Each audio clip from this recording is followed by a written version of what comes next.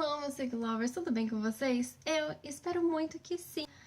Bom, no vídeo de hoje a gente vai dar continuidade com o sufrágio aqui, que a gente já falou nas duas últimos vídeos. A gente vai dar continuidade nesse mês de março, esse mês de mulheres fortes. Não é à toa que eu nasci em março, gente.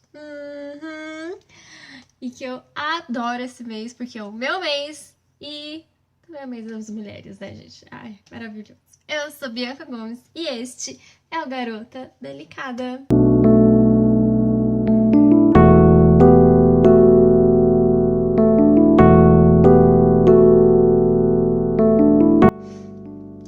Emily Pankhurst, I think que é assim que se fala o nome dela. Bom, ela fundou a Liga para o Sufrágio Feminino em 1889. Ela nasceu na Inglaterra, governada ferreamente por uma mulher, que era a Rainha Victoria na época. Logo na juventude, ela já se indignava com as injustiças e desigualdade que tinha pela questão do sexo feminino. Que por mais que a Inglaterra já tinha sido governada por rainhas muito fortes, como a Rainha Elizabeth e agora a Rainha Victoria, que era da época, ainda assim era um país bem machista, como muitos países no mundo inteiro.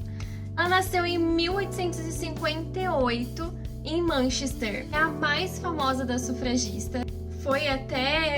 Virou até piada no Daily Mail para tentar ridicularizar ela e a luta dela, porque ela realmente era muito forte no nome do sufrágio da época. Ela começou muito jovem a lutar pelo direito à liberdade das mulheres. O seu marido, ele era advogado e foi o primeiro autor do projeto de lei que visava o voto feminino. Então, o marido dela também ajudava muito nessa questão de direito. O que traz também pra gente pensar que, sim, você homem que está assistindo esse vídeo pode também ajudar no feminismo. A gente luta pela igualdade, então nada mais justo também de ajudar, né? E o marido de Emmeline apoiou ela nessa luta de direito, de uma coisa que é direito dela como ser humano, como uma cidadã, que é o voto, direito de liberdade, de poder escolher, enfim. Então, o marido dela viu aquilo lá como algo que deveria de ser apoiado também pelos homens, e ele apoiou ao invés de ficar falando baboseira, coisa que muitos homens às vezes falam. E neste casamento ela teve 3 filhas, que também se tornaram sufragistas: a Christabel, a Sylvia e a Adela. A primeira filha foi ela que instou a mãe para a política no movimento sufragista, que foi a criação da União Política e Social das Mulheres em 1903. As mais novas foram mais radicais que Emmeline, conforme elas marxizaram o sufragismo feminista, assumindo uma postura ainda mais radical e ativa que a mãe, inclusive. Então, ou seja, filho de peixe, peixinho é nesse caso, né, gente?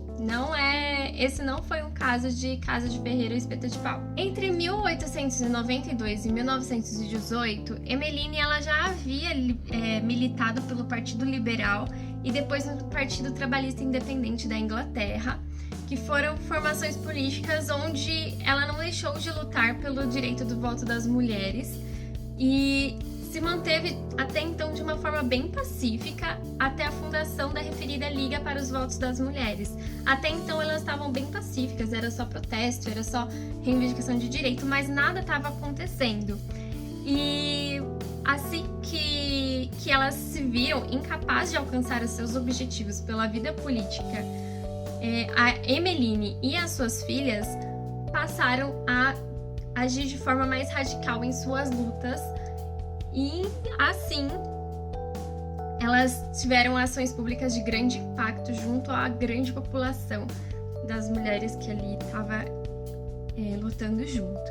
E depois que o governo britânico recusou a concessão de direito de voto às mulheres, mesmo depois de muitas negociações entre Emmeline e o primeiro-ministro, foi recusado, e isso fez com que fosse um estopim para as lutas mais radicais, pelas formas mais radicais das lutas femininas, que infelizmente, né, acabou conduzindo a Emmeline pela prisão, que ficou entre 1808 e 1914. 1908 e 1914.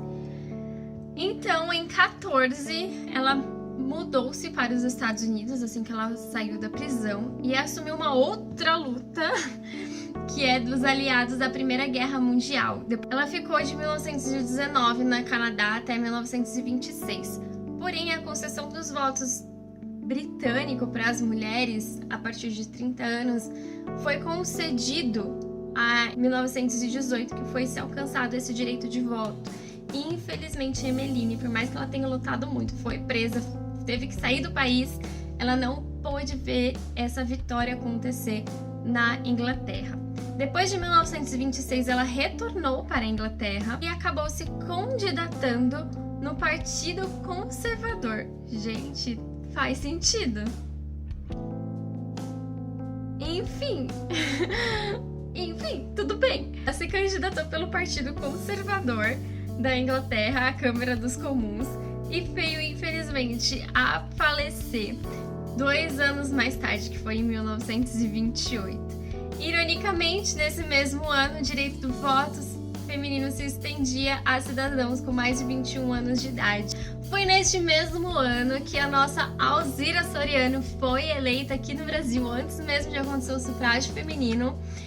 E depois desse ano de ter diminuído o direito de votos nos Estados Unidos, 8 anos após aconteceu o direito de voto nos Estados Unidos, 20 anos a França, em Portugal foi em 1969, aqui no Brasil em 1932. Então, ela ali, a sua luta deixou um rastro, assim, um reflexo muito grande na questão do sufrágio feminino. Ela foi muito importante e deu muitos frutos, muito o que a gente não consegue fazer. Se a gente pode votar a partir dos 18 anos de idade aqui no Brasil, foi graças a essa mulher. Graças a essa mulher que deu a cara ao tapa. Sim, ela e a Alzira Soriano também. Mas a gente pode se eleger graças a Alzira Soriano, a gente pode votar graças a essa mulher aqui que lutou bastante pelo direito e de muitas outras mulheres que acabaram falecendo durante a luta. E ela, então, Emmeline, não é à toa que ela se tornou o maior ícone do feminismo. E todas as suas reivindicações, desde tudo, o problema do divórcio, a questão da natalidade, você poder escolher quantos filhos você quer, porque até então você tinha que ter todos, né? E ao direito da propriedade, a administração dos bens, a guarda dos filhos menores por mulheres casadas, sabe? Tipo, umas coisas que hoje em dia é tão comum, sabe? Você poder escolher os métodos contraceptivos para você conseguir se proteger, né? No caso, né? Enfim, de você ter a quantidade de filhos que você quer. E assim, eu quero ter um monte de filho, tudo bem, você pode. Não, quero ter só um, tudo bem, você também pode. Isso é um direito que pra gente é tão comum hoje em dia, mas na época não existia. As mulheres poderem se divorciar, não podia, não era permitido. E as que se divorciavam eram vistas com olhos, assim, péssimos. E, além de tudo, não tinha o direito de ficar com os filhos, então a guarda do filho são direitos assim tão simples pra gente hoje em dia que a gente não faz ideia de que foi uma luta feminista que trouxe pra gente, a gente não faz ideia, né? Eu faço ideia que foi, né? Eu fazia ideia que foi, mas muita gente não pensa de que foi sim uma luta feminista e a gente acha que o feminismo é só tirar a blusa e sair gritando por aí e derrubando igreja, quando não é isso, é só reivindicar por direitos simples e continuar reivindicando pela essa igualdade, né? Num país cheio de mulheres, nós quase não temos nenhuma ali representando a gente no poder, né? No governo, né? Principalmente esse vigente em que a grande maioria são homens e quando você vê qualquer coisa de imprensa, dá uma sensação horrorosa, eu tenho uma sensação muito ruim, porque são todos homens brancos e servidos por homens pretos, não sei se vocês já perceberam, E as mulheres, elas têm ali uma só, ali ou outra, que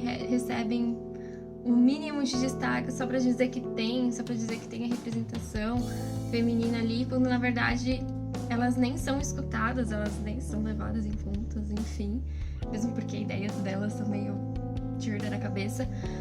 Mas, pra mim, dá uma sensação ruim quando eu vejo, não sei em vocês, mas em mim dá. E o nosso país tem muitas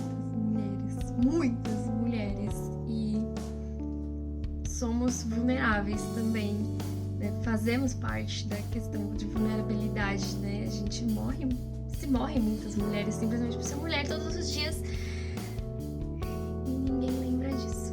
Mas enfim, essa foi a Emeline. Espero que vocês tenham gostado dessa história. Grande, não digo precursora, mas essa grande lutadora pelos direitos das mulheres, no sufrágio das mulheres, e que gerou muitos frutos. Espero que vocês tenham muito gostado. E é isso, gente. Um beijo de queijo, um pão de queijo. E até a próxima, meus senhores.